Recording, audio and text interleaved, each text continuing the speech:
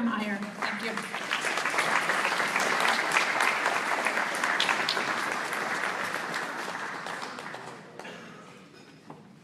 They hand those titles out like candy in Washington. Although Congresswoman Rice did make a point earlier that sometimes there are instances in which folks stay a little too long or get comfortable in their policy roles. I am proud or nervous to admit that I only have 104 days left to do my job. So hopefully from that concern, it definitely washes away. And that's actually a little facetious, but that's because at the end of this administration, it's been a great opportunity to serve, but it's also a very great opportunity today of all days, given the proclamation that was read earlier, and given that the president issued his own proclamation declaring it Manufacturing Day, to take a look back. And I think that when you do take a look back, not just over the past few months, or not just in terms of what has changed or impacted Long Island, if you take a look back since even going back to 2009, at the height of an economic downturn, there's one very simple message that we can all agree on today, and that is American manufacturing is roaring, it is alive, and it is absolutely here to stay. Since 2009, we've added 800,000 new manufacturing jobs. 75% of all private sector research and development dollars are applied towards the manufacturing sector. Textile manufacturing, an area in which most Americans don't even believe any of their clothes are cut or sewn or woven here, has already seen a 14% uptick in shipments. And we've also seen external foreign country investments in American textiles go up in recent years. And right here in Long Island, we've actually seen manufacturing wages go up as recently since 2013. And I think that this is really important to recognize. This is not just a run of stats. These aren't just chances or talking points for the Obama administration or any government official to pat itself on its back. But it's an important set of statistics to understand that for this country, there will always be those manufacturer skeptics. There will be those naysayers that wonder, does manufacturing boom and bust, fits and starts? Does it happen in cycles? Is it actually relatively anchored here? Is it here to stay? But I think that there's something more than numbers that animates exactly why that is not the case, and that it is actually anchored here, and that it's anchored in our DNA. And that is just a quick story that when I was on the way up on the Amtrak from DC, talking to a buddy of mine that I went to school with, and I explained what I was up to this weekend, and I said, oh, you know what, the president actually declared this Manufacturing Day. You're gonna get a chance to meet several manufacturers in New York. He said, you know, it's peculiar to me that manufacturing in this country has always occupied a very romantic space of the American imagination. And I was wondering why he thought that that was peculiar.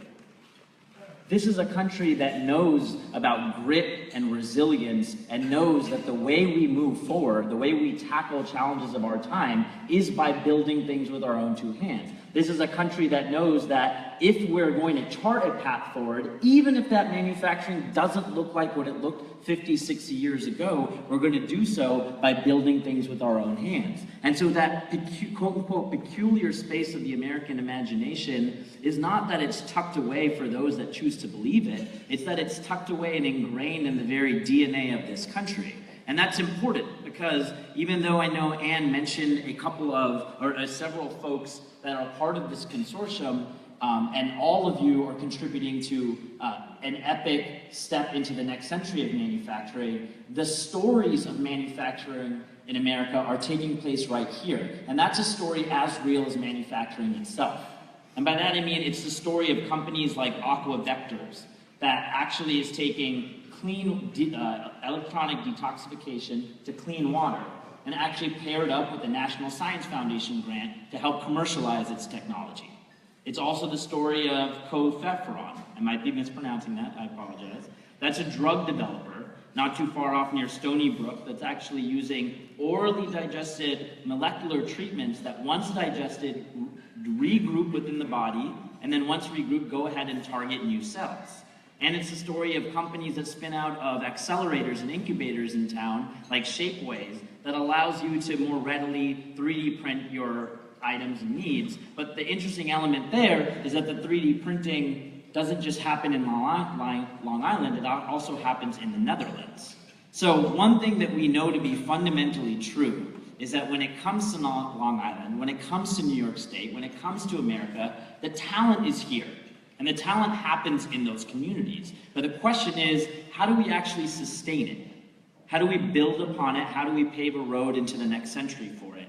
And I want to leapfrog off of the fact that that one company that works in the 3D printing space does its printing both here in this zip code or this set of counties, as well as in the Netherlands, because it's important to recognize that in this economy, anyone with a with an internet connection, no longer dial-up, with an internet connection and an idea, all of a sudden can have a business.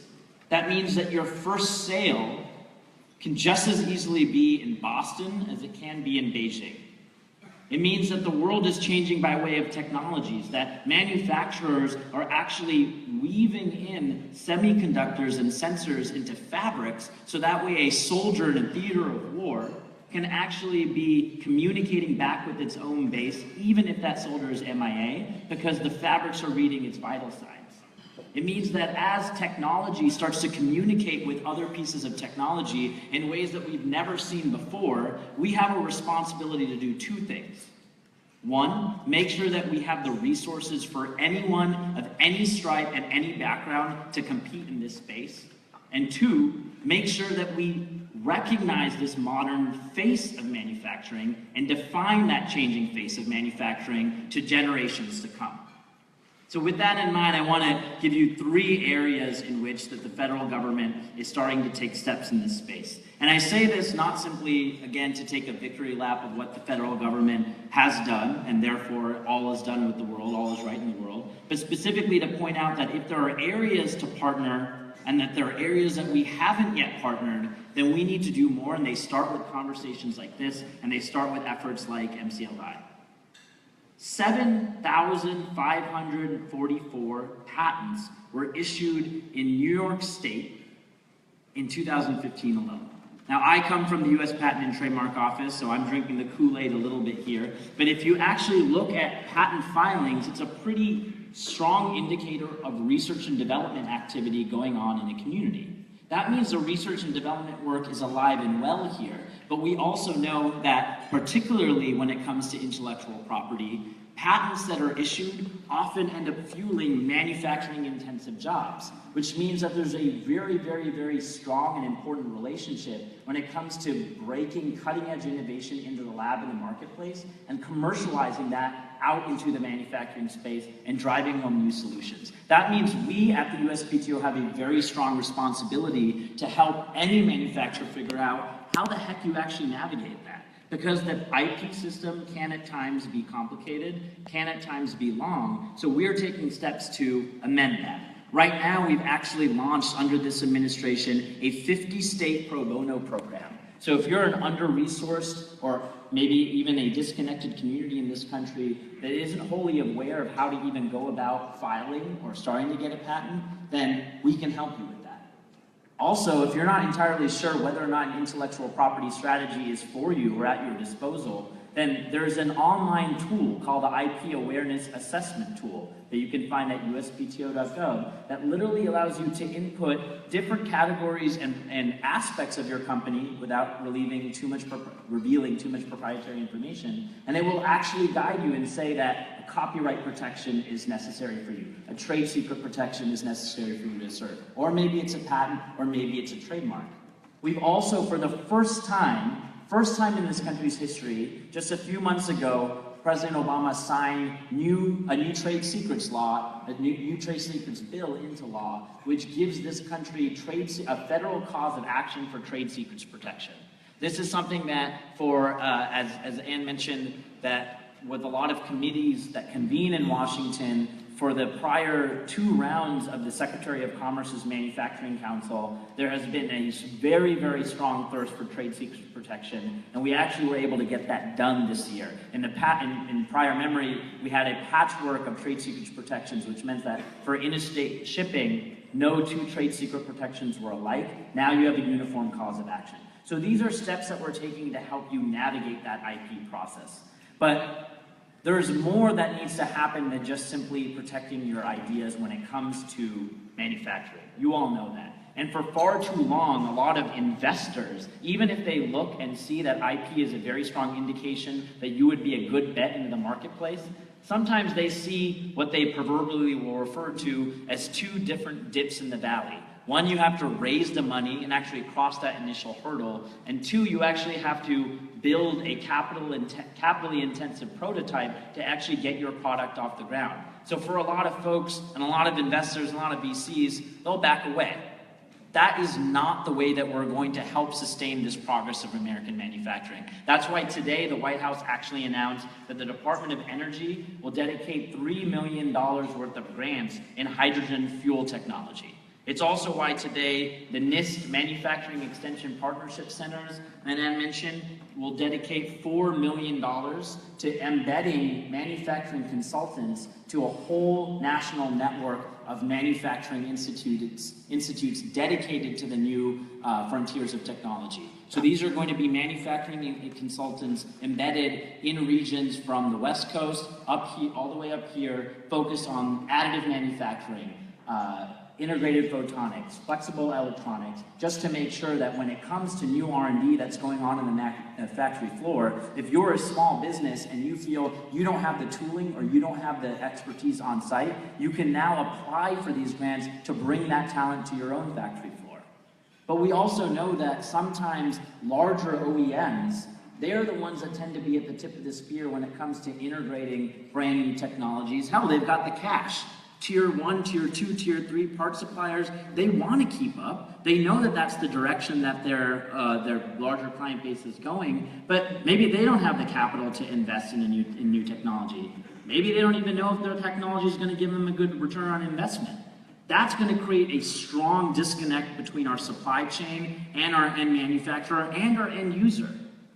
The consumer that needs that prosthetic arm, the defense department that actually needs that plane. And so unless we do something to minimize that gap in technology and innovation, we're shooting ourselves in the foot. That's why the White House also launched a supply chain innovation initiative, specifically talking to and targeting OEMs and their suppliers to have a conversation about when new technology hits the marketplace, how do you actually make sure that you're upskilling the capacity of the entire supply chain, not just disproportionately focusing on the tip of the spear, but really trying to invest in the next generation of doers and thinkers on those factory floors. These steps, they're not going to complete the ballgame, but what they do is acknowledge a very, very basic truth, that the federal government wants to deploy its resources, but what is the state of the art? What are those challenges? That is only found in the local communities. That's found in the talent of manufacturers right here in Long Island. And as it's been said earlier this evening, unless we make sure that we're working together, unless we make sure that, as actually to quote Ann, aligning our incentives and our resources, then there's going to continue to be this daylight. That's why I'm proud that not only did the Department of Energy create this $30 million grant for that specific technology, but they've also started opening up their national labs through a program called the Small Business Vouchers. I know that we've got some Brookhaven love in the house tonight, but there we go, let's give them a shout out one more time. But across the country, you now have national labs, brilliant scientists, and amazing machinery on site in which you can apply for a grant and actually use that tooling, or actually co-locate with one of these scientists or technical advisors on site in one of these labs if you want to better understand how you can refine your own R&D. So when we combine the ideation and the vision of America's grit and resilience in our manufacturers with the resources and the R&D budget of the federal government, some magic can happen. But of course, there are more resources that need to be combined together. And that actually starts with a very, very basic truth that I know all of you know quite well, but is worth stating again. and that's redefining the face of what this looks like. The reason my friend on that phone conversation used the word peculiar is because while he might be assessing and assuming that as someone who lives out in Silicon Valley, he is at the cradle of innovation, far too often our brightest young college graduates don't realize that the cutting edge work of any electronics company or coding company is just as readily vital to the next great manufacturing outputs. The cutting edge work going on in agrarian farming isn't just someone who has a new technology for a plow, but it's actually ways that we can take a look at cellulite and different part components of pieces of crops that are yielded and actually find a way to make them more weather resistant, weather resilient, make sure that we can deploy them to other countries when there's harsh circumstances. That is the future face of manufacturing, and yet we have a responsibility to connect those dots.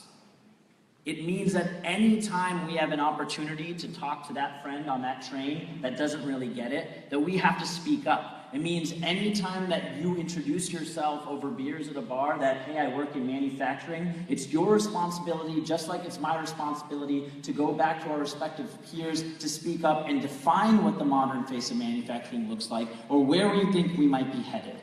That's why we're very proud that the US Patent and Trademark Office has actually partnered with groups like the Girl Scouts to create a brand new intellectual property and making patch. So now, in the same way in which you can get a patch in the Girl Scouts for a plethora of other important life attributes, you can now anchor this concept of how important it is at the age of 4, 5, 6 to actually start paying attention to the skills and steps necessary for a career in the STEM space.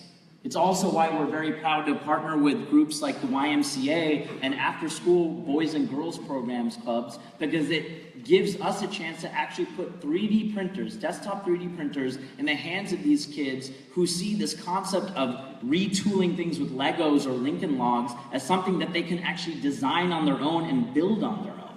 This isn't just about a cute notion of investing in childhood education. This is actually how we diversify a pipeline of talent. And if we don't, we are leaving talent on the table. And if we leave talent on the table, then that sustained momentum in manufacturing will be no more. But it's not about what we don't do. It's about what we've been able to achieve thus far. This group, this convening, all of the steps that have been taken specifically in Long Island to make sure that there's a flourishing startup scene, incubation scene, that's combining the talents of what we would consider young tech companies, which mostly their applications are up in the cloud, reapplying them to the end user of a modern day manufacturer. That's happening right now. And this country couldn't be more grateful for it. It couldn't be more proud of it. And that's how things get done, by aligning the skills, aligning the early investments in education, aligning programs that allowed one of the startup companies I mentioned earlier to get its funding from the NSF, for us in the federal government being very clear about the bevy of resources that we have, and making sure that the rest of the country knows why manufacturing is such a pivotal sector. And I'll conclude by saying this. I'm looking up above. The first show that I remember my dad took me to, Air Show, was actually a Blue Angel show in Los Angeles, California. To know that that moment, in some way, nostalgically, is recreated for me tonight by standing under this, is a story of how this country builds. And frankly, if I could get inspired then, and you guys keep manufacturing, I think the rest of the country will continue to get inspired for generations to come. Thank you.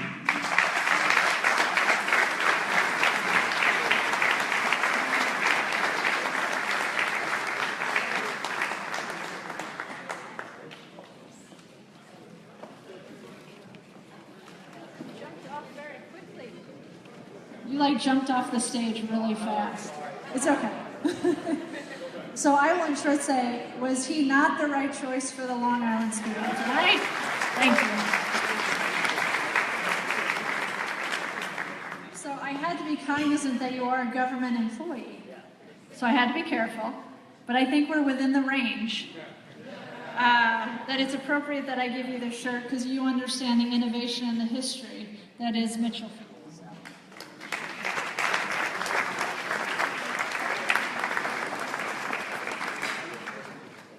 a squishy moral compass. It's okay, we're within the range. I'm a federal contractor too. So now I have the honor of introducing the president of MCLI, who I will say is a recruit from South Carolina. He's not originally a Long Islander, but let me tell you, he lives and breathes Long Island, which I am grateful for. So JP Morgan Chase was actually the company that recruited Jamie to Long Island, actually to Manhattan, where he worked on performance management and the corporate world that JP Morgan was.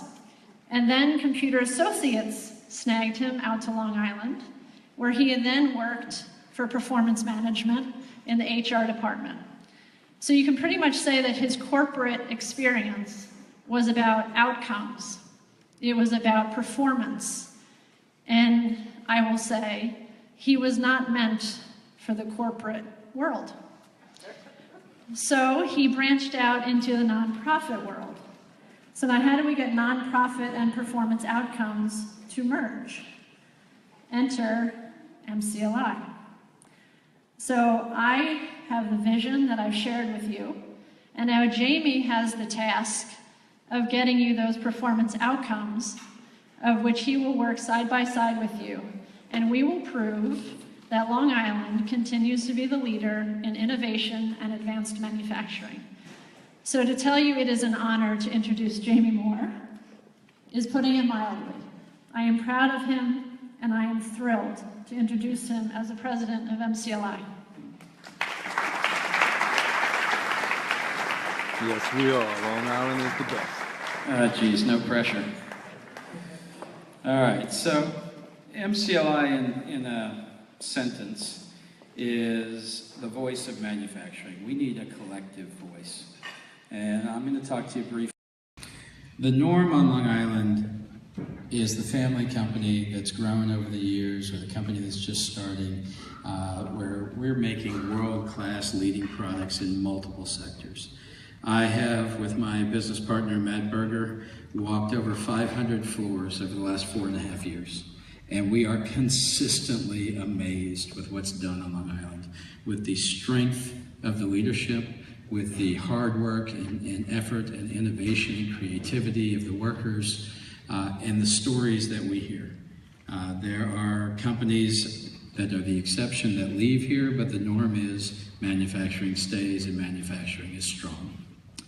The exception is that we don't have manufacturing support that matches the strength of our manufacturing base. Now, we have the component pieces, and we have some phenomenal pieces in place. Our educational institutions are amazing. In fact, I was just talking to President DeVivo of Vaughn. They got a $6 million grant to put in an advanced manufacturing program. It's amazing. Suffolk County Community College is leading the community college efforts, and they got a $3 million grant to help with workforce and manufacturing. So we're getting some amazing efforts from that side of the consortium, for lack of a better term. The colleges and universities across the board, Stony Brook, Hofstra, Farmingdale, and I can go on, I think there are 24, and I'm not going to remember them all, are all pushing, and they're all engaged, and they're trying to do the right thing, but they need industry engagement. So that's the other arm of this consortium, is that industry-led piece and getting industry to be able to help with curriculum. And then we get to the government piece. There are programs out there that help for energy costs, that help for employment, that help for training dollars. By and large, when we've walked those 500 floors, people do not know about these programs. And that has to change. We have to get the word out. We have to get people to use the programs so that the politicians are able to back up the fact that this money is being appropriately spent and it's being used, and then we need to guide those programs. New York State has done a good job of putting in place pieces that are reward programs, but they call them incentive programs. If you don't give money up front to a company to do something, it's not an incentive. And we need incentives. We need subsidies for machinery purchases so we can improve our competitive advantage. We need help in hiring people, especially when we're dealing with a talent war across the globe. And we've got to pull people to Long Island, and they say, how much is a gallon of milk? And that's not even talking about how much it costs to buy a house. So we've got to find ways that we make it easy to do business here, easy to live here and be in manufacturing. And that's one of the goals of MCLI. So getting back to the norms and the exceptions, I speak a lot nationally at workforce conferences, etc. And the norm is I show up and I talk about what Long Island has and the different pieces that we're doing, and people are amazed at how far ahead we are in other states. But conversely, I'm amazed at how far behind we are in putting it all together in one package. The way I phrase it is that we have the best jigsaw puzzle out there. We manufacture it great, there's no gaps. The darn thing is absolutely perfect, with the exception of the box. Our box is not quite there yet, which is why we need MC Packaging, one of our founding members. The other places have great boxes, but the jigsaw puzzle doesn't quite work as well. If we could just frame it and just put it together right and show everybody what we have, the products, the services, the support, we would be world leading in manufacturing support as well, and we could influence state and national government in some of the programs that we need to succeed. So that's where we're calling for support, and that's where we need your support in this room. Matt and I have been going around company to company, person to person, selling the concept of how do we support you, and come in and support us so we can help you more. Kind of goes back to the movie of help us help you. But we need you to help us. We need you to help us reach out, make introductions for us, bring more people to the table. I'd like to see this gathering grow year by year. I'd like to see us go from, I think we have 150 people here tonight, to 300 next year, 500 and 1,000. And I need your help to do that. So that's my request tonight, is to help us build this organization, help us help Long Island, and we look forward to doing that. So I want to thank you all for being here, and then I have a quick comment here. We're going to start an annual award. And we talked about this, about an unsung hero, about creating an award of a Long Island manufacturing champion. And we will do this every year. But this year, we're going to start out with our initial 2016 awardee being an individual who has walked those floors with me. And Matt Berger, could I ask you to come up here and join me?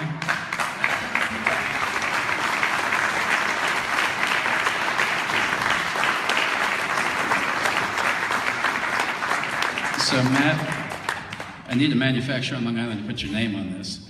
But so let me tell you, Matt and I met back when our kids were in baseball. And we were the two parents who I think weren't too psycho about whether our kids hit the ball or not. We got together to work, and one of the first companies that Matt went into was a small manufacturer. And when he came back, he said, you know, they were wonderful people. I love the family. And by the way, oh, you want pictures? Oh, sorry. By the way, I think I can help them. So not only did he help them get a $45,000 check from the government for a tax credit that another consultant had said they couldn't get, but he also got their son a scholarship at the local community college. And it started from there. Most recently, I sent him in to talk to a larger company, and when he came back, I think he'd saved them over $2 million. So his knowledge and his understanding of the grant process, he's also an accountant, his understanding of finances has been invaluable for companies out there. He's the best. I mean, I've met a lot of grant writing consultants out there. He's the best one by far. And he's a great partner to have, and he's a great value and an asset to Long Island. So thank you, man.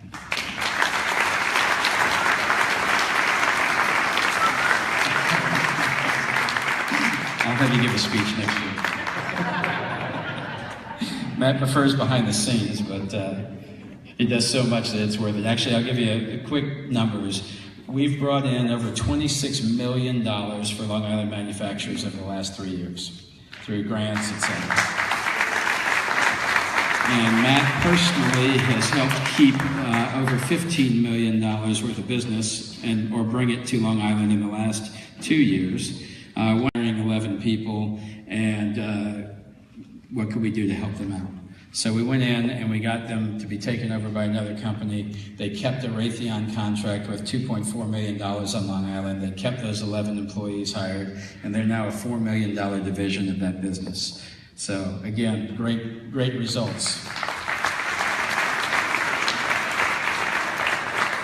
So I will end with, again, thanking you. I request for your support, both on social media, and Raphael, I'll lean on you to help us with that. We will continue to reach out to you, share the events that are going on, serve as that hub of information. One of the things with the consortium is and I've been asked this question a few times, so I'll say it up here publicly.